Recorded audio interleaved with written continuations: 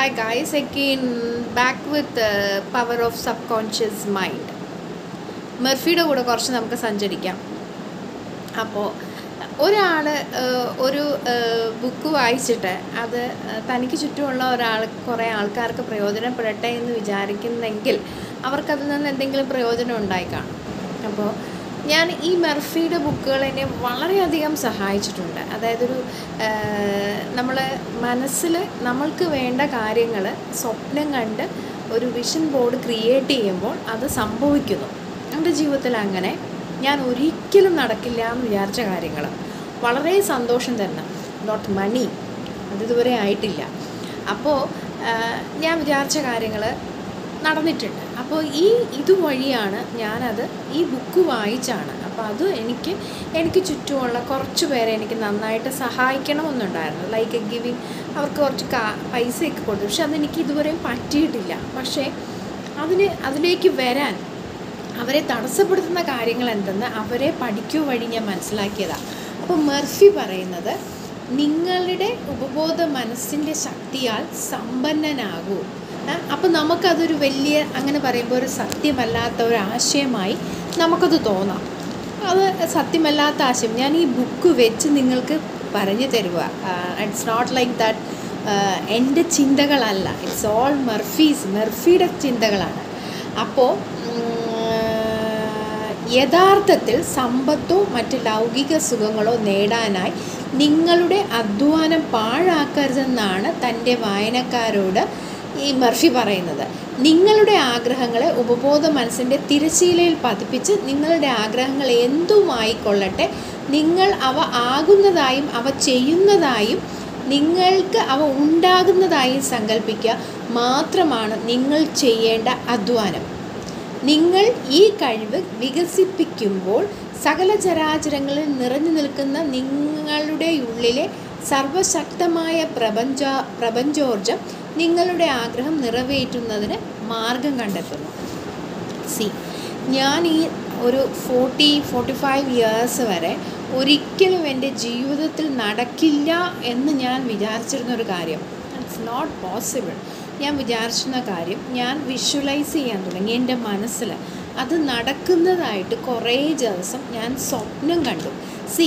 ഇപ്പം right brothers aeroplane invent ചെയ്യുന്നതിന് മുമ്പേ അതിൻ്റെ ഒരു പിക്ചർ മനസ്സിലുണ്ടാകും, അത് ഒരു വരയ്ക്കും, അപ്പോൾ അത് ഉണ്ടാവുന്നുണ്ട്. മനസ്സിലായോ? ലൈക്ക് വൈസ് ഞാൻ അങ്ങനെ സ്വപ്നം കണ്ടു. അപ്പോൾ വളരെ സന്തോഷമായ ഒരു കാര്യം എൻ്റെ ജീവിതത്തിൽ സംഭവിച്ചു.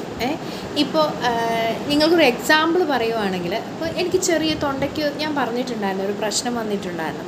അപ്പോൾ ഞാൻ പോകുന്നത് RCCയിലാണ്. അപ്പോൾ ഈ RCCയിൽ ആദ്യം തന്നെ നമ്മൾ പോകുമ്പോൾ നമുക്ക് വൊമിറ്റിംഗ് വരും ചിലർക്ക്. അങ്ങനെയാണ് എനിക്ക് പ്രശ്നം വന്നിട്ടുണ്ട് പോകാൻ വേണ്ടിയിട്ട്. അപ്പോൾ ഇതൊക്കെ എങ്ങനെ ഓവർകം ചെയ്യുന്നത്? അപ്പോൾ എൻ്റെ മനസ്സിലൊരു സ്വപ്നം കണ്ടു. എനിക്ക് ക്യാൻസർ ഡിറ്റക്റ്റ് ചെയ്ത് 3 months എനിക്കൊരു സമയമുണ്ട് സർജറിക്ക് പോകാൻ. അപ്പോൾ ആ 3 months ഞാൻ വീട്ടിലിരുന്നിട്ട്, അപ്പോൾ വീട്ടിലിരിക്കാൻ പറ്റി രാജഗോപാൽ സാർ സഹായിച്ചതുകൊണ്ട്. അപ്പോൾ ആ 3 മാസം വീട്ടിലിരുന്നിട്ട് ആണ്. അപ്പോൾ കൊറോണ ആയതുകൊണ്ട് കൊറോണ വരാൻ പാടില്ല. അപ്പോൾ പിന്നെ ഞാൻ ഈ RCCയിലൊക്കെയുള്ള ഞാൻ എങ്ങനെ പോകും ഞാൻ വിചാരിച്ചു. വളരെ ഹാപ്പി ആയിട്ട്, സത്യം പറഞ്ഞാൽ ഞാൻ ഫസ്റ്റ് സർജറിക്ക് പോകുന്നതിന് തലേദിവസം കുറച്ച് ഭ്രാന്തായിട്ട് തോന്നും. എന്നാലും നല്ല കാഞ്ചീപുരം സാരിയാണ് കൊടുത്തത്. അന്ന് എനിക്ക് മുടിയുണ്ടായിരുന്നു. ഞാൻ പൂവെല്ലാം വെച്ചു. സന്തോഷമായിട്ട് എൻ്റെ കൂടെ ഒരു സഹായിക്കാനൊരു പെൺകുട്ടി ഉണ്ടായിരുന്നു. നമ്മൾ അവിടേക്ക് ചെല്ലുന്നു. അപ്പോൾ എൻ്റെ വിഷൻ എന്ന് വെച്ചാൽ എനിക്ക് വളരെ വലിയൊരു റൂം വേണം RCCയിൽ. ഞാനൊരു സാധാരണക്കാരിയാണ്. എൻ്റെ ഒരു ഹെൽത്ത് പോളിസി ഉണ്ടെന്ന് മാത്രമേ ഉള്ളൂ. അപ്പോൾ ഞാൻ വിഷ്വലൈസ് ചെയ്തിട്ട് പോവാണ്. ഞാൻ വളരെ ഭംഗിയായിട്ട് RCCയിലേക്ക് പോകുന്നു, ചിരിച്ച മുഖത്തോടെ. ആ ടേബിളിലേക്ക് സർജറിക്ക് പോകുന്നു. എൻ്റെ ചുറ്റിനും കുറച്ച് നല്ല doctors. I got expert doctors there is no markings ഒന്നും ഇല്ല തൈറോയിഡിൻ്റെ. അപ്പോൾ ഈ തൈറോയിഡ് സർജറി കഴിഞ്ഞ സെക്കൻഡ് ഡേ വലിയ ബിഗ് ഇതൊന്നുമല്ല, പോവാം. പക്ഷെ ഞാൻ അങ്ങനെ സ്വപ്നം കാണുന്നു. ഞാൻ ചെല്ലുന്നു. എനിക്ക് വളരെ വലിയ 4000-ൻ്റെ ഒരു റൂമാണ് കിട്ടിയത്, വളരെ വലിയ റൂം. അപ്പോൾ മറ്റു മനുഷ്യരുടെ കൂടെ നമ്മൾ കിടക്കുമ്പോൾ അവരുടെ ബുദ്ധിമുട്ടുകൾ കാണുമ്പോഴേ നമ്മൾക്ക് സപ്പോർട്ട് ചെയ്യാൻ ആൾക്കാരില്ല. അപ്പോൾ നമ്മൾ കുറച്ചുകൂടെ ഡിപ്രസ്ഡ് ആയിപ്പോവും.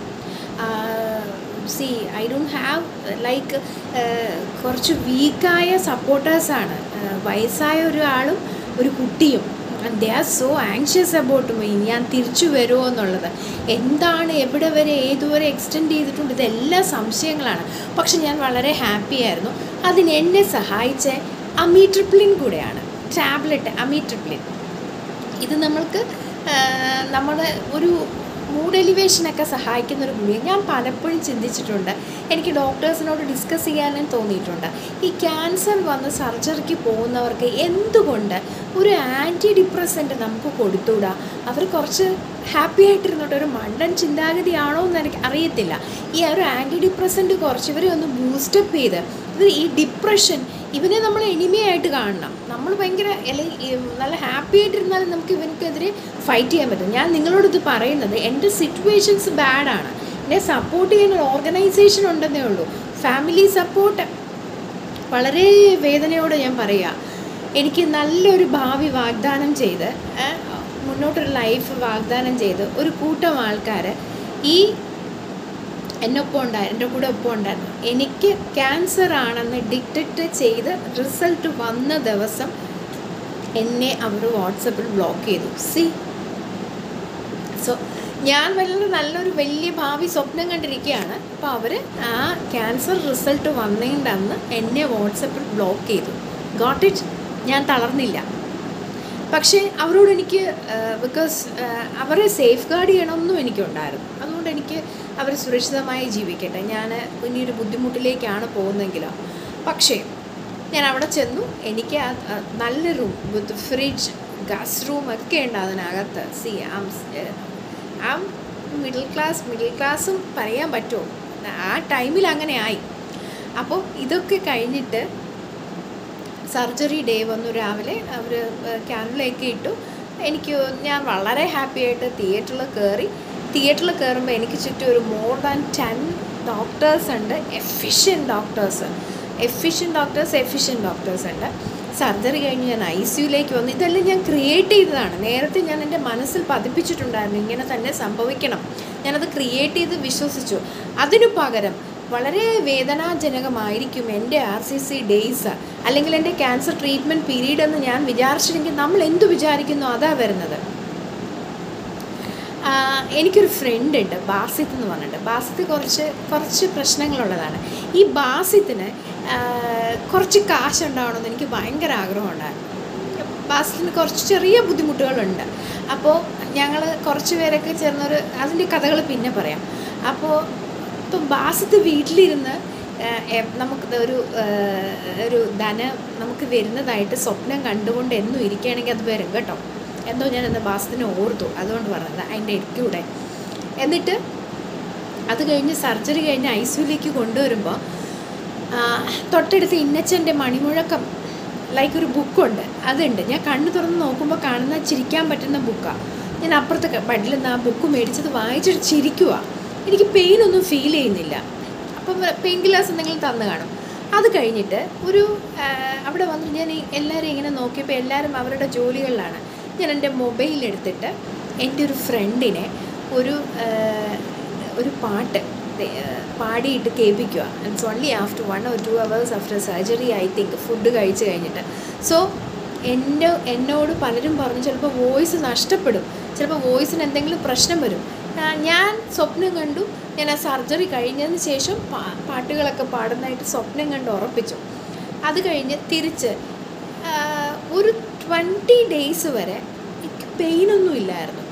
ഞാൻ എപ്പോഴും ചിന്തിക്കാറുണ്ട്, 20 days പെയിനില്ലാതെ എന്തെങ്കിലും പെയിൻ കില്ലർ തന്നിട്ടുണ്ടോ?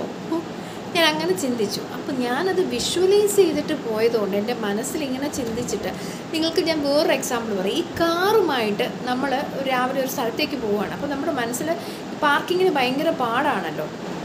നമ്മൾ പാർക്കിങ്ങിന് പാടാണ്, സ്ഥലം കിട്ടില്ല എന്ന് ചിന്തിച്ചിട്ട് പോയാൽ നിങ്ങൾക്ക് സ്ഥലം കിട്ടില്ല.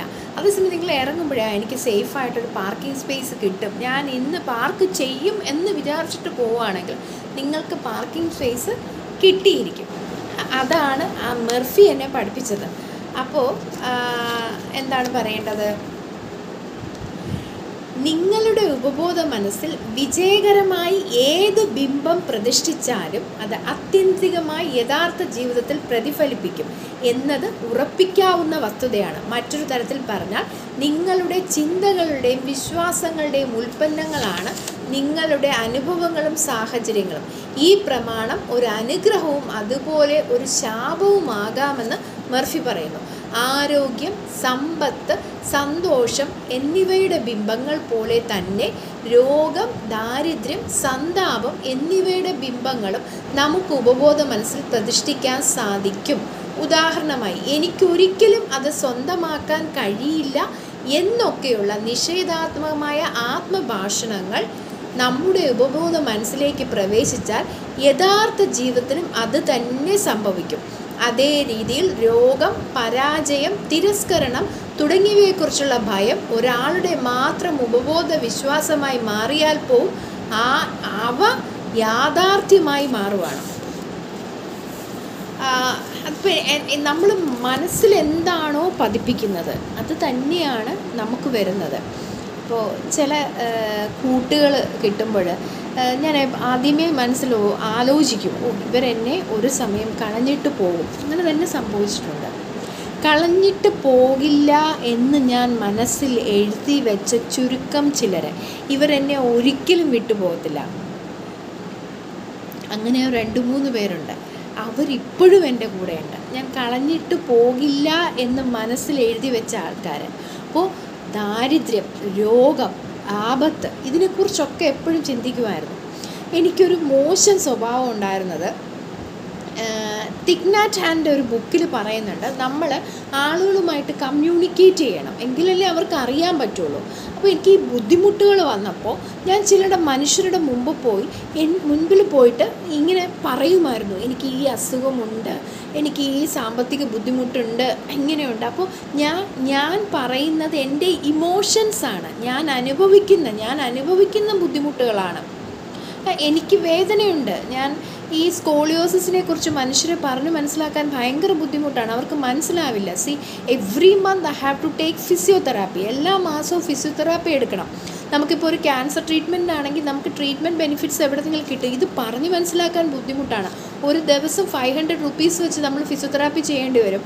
പക്ഷേ എനിക്ക് കുറച്ച് ദിവസങ്ങൾ എന്നെ സപ്പോർട്ട് ചെയ്യുന്ന സിസ്റ്റം അതെല്ലാം പ്രൊവൈഡ് ചെയ്തിട്ടുള്ളതുകൊണ്ട് വലിയ ബുദ്ധിമുട്ടുകളുണ്ടായില്ല. പക്ഷേ അവിടെ ഇല്ലാത്ത സൗകര്യങ്ങൾ പുറത്തു നിന്ന് എനിക്ക് എടുക്കേണ്ടി വരും. അപ്പോൾ ഇതൊക്കെ പറഞ്ഞ് മനസ്സിലാക്കാൻ. അപ്പോൾ എനിക്കൊരു സ്വഭാവം ഉണ്ടായിരുന്നതെന്ന് വെച്ചാൽ, ഞാനിത് എനിക്ക് ഏറ്റവും വേണ്ടപ്പെട്ടവരെന്ന് തോന്നുന്നിടത്ത് ഞാനിത് പോയി ഇങ്ങനെ പറഞ്ഞുകൊണ്ട് നിൽക്കും. അപ്പോൾ ഞാൻ അവരുടെ മുഖത്ത്, ചിലരുടെ ഒന്നും മുഖത്ത് ഒരു എക്സ്പ്രഷനും കണ്ടിട്ടില്ല. പിന്നെ എനിക്ക് മനസ്സിലായത് അതൊക്കെ ഞാൻ അനുഭവിച്ച എൻ്റെ അനുഭവങ്ങളാണ്. എനിക്ക് വേദനിച്ചു, ഞാൻ ബുദ്ധിമുട്ടി, ഞാൻ ഒറ്റയ്ക്കായി. ഇത് ഞാൻ പറയുമ്പോൾ ഞാൻ അനുഭവിച്ച വേദനയാണ്. അത് മറ്റൊരാൾക്ക് കഥ മാത്രം, ഞാൻ പറയുന്ന കഥ. പിന്നെ അത് പതുക്കെ എനിക്ക് മനസ്സിലായി, ഞാൻ റിപ്പീറ്റ് ചെയ്യുന്ന എന്തോ അത് തന്നെ എനിക്ക് സംഭവിച്ചുകൊണ്ടിരുന്നു. എനിക്ക് ബാംഗ്ലൂരിലുണ്ട്, എനിക്ക് വേദനയുണ്ട്, ഞാൻ ഒറ്റയ്ക്കാണ്. അത് തന്നെ സംഭവിച്ചു. ഞാനൊരു പർട്ടിക്കുലർ പോയിൻ്റ് എല്ലാവരെയും അങ്ങ് ബ്ലോക്ക് ചെയ്തു. കാരണം ഇവരോട് ഞാൻ മിണ്ടിയാൽ ഞാനിത് തന്നെ പറഞ്ഞുകൊണ്ടിരിക്കും. Because I am getting attention and love from some persons. ഞാൻ ചെന്ന് പറയുമ്പോൾ എനിക്കൊരു കൂട്ടം ഡോക്ടേഴ്സ് ഉണ്ടായിരുന്നു. ഞാൻ എൻ്റെ സർവീസ് തുടങ്ങിയ സമയത്ത് മുതൽ വളരെ സ്നേഹത്തോടെ ഞാൻ അവർ ഓർക്കുക.